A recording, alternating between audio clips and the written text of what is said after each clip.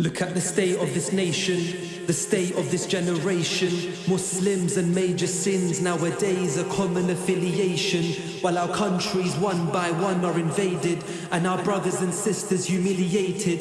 But what do the Muslims busy themselves with?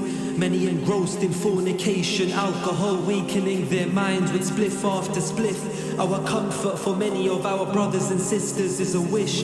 What success can we expect to acquire when our minds are foggy and these intoxicants leave our wires unwired, all for a temporary sensation? Get up and change your situations. Change won't come from just sitting back far from the sessions of knowledge saying be patient. When Salahuddin wanted to take back Palestine, one of the first steps was spreading the Islamic creed. Spreading knowledge amongst the Muslims was his priority, because with knowledge comes piety and with piety comes success. Is it a coincidence that with a drop in the number of true scholars that the Muslims were overcome and oppressed, dispossessed, and once they had accomplished their goals to rot we were left? Just ask yourself how many Muslim African nations were destroyed by the West. How did those countries with so many resources end up behind playing catch up with the rest? In Palestine, sniper bullets putting our brothers and pregnant sisters to rest. My baby brothers and sisters in Syria and Libya dying in cold winters, a consequence of being invaded under another false pretense. We were told bombing them was for their best. So where are those people now who once cheered as the bombs dropped over their heads? My own people in Kashmir I can't forget. Imagine living in fear of walking down the wrong street and having an axe buried into your neck. What about my brothers and sisters starving in Yemen? Can you ever imagine living in the pain of such a malnutrition condition? Our people in China being tied up and forced to do things against our religion. For decades Lebanon bled. For my brothers and sisters in Lebanon I pray, God knows what's gonna hit them next.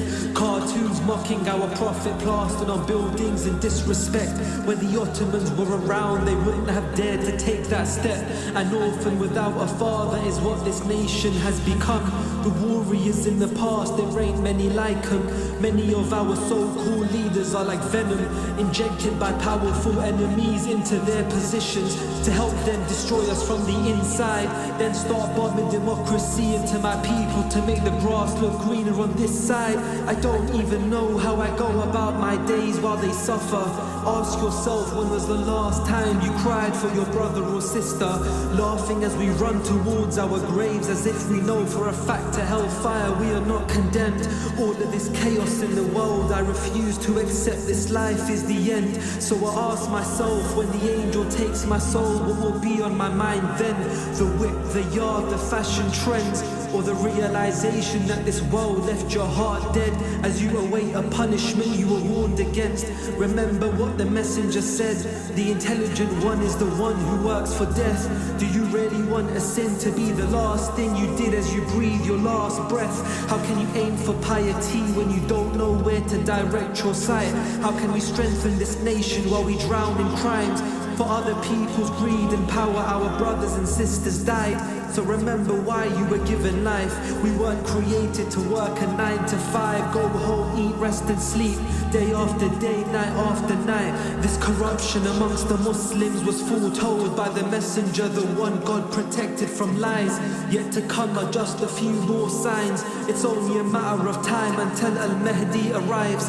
So ask yourself, what are you doing to prepare for those times? From the judgment of your Lord you cannot hide.